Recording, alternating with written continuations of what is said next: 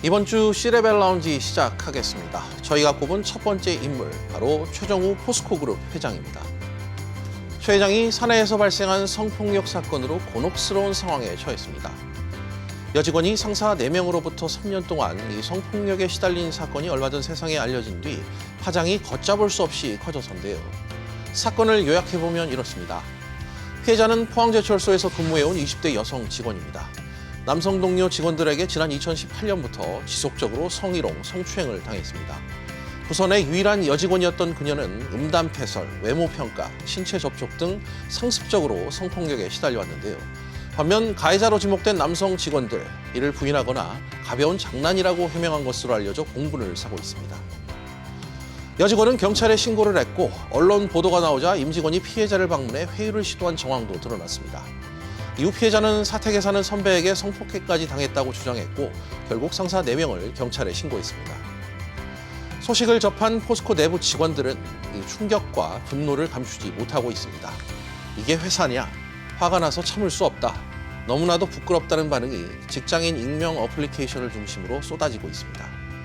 사고가 발생한 이 지역사회는 물론 여성단체, 노동계 등도 들끓고 있습니다.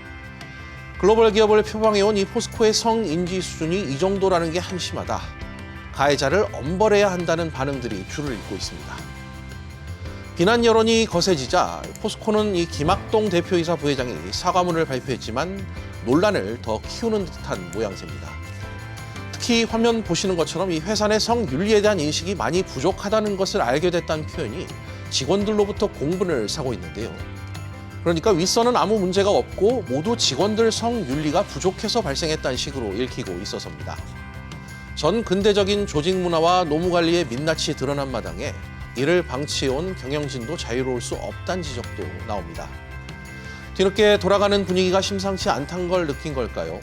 포스코는 사회적 파장이 커지자 뒤늦게 임원 6명을 중징계 처리했다고 밝혔지만 구체적인 징계 수위는 밝혀지지 않았습니다. 특히 최 회장은 이 포스코가 아니라 포스코 홀딩스의 대표라는 이유로 이번 사태 해결 전면에 나서지 않고 있습니다.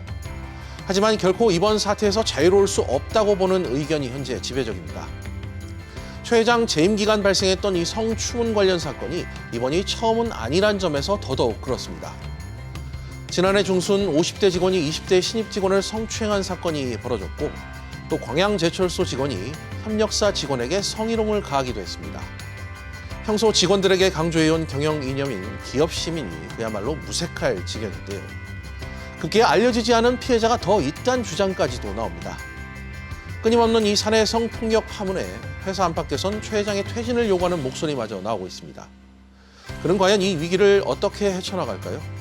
사태를 어떻게 수습하느냐에 따라 향후 거취도 영향을 받을 것이라는 게 재계 안팎의 대체적인 평가입니다.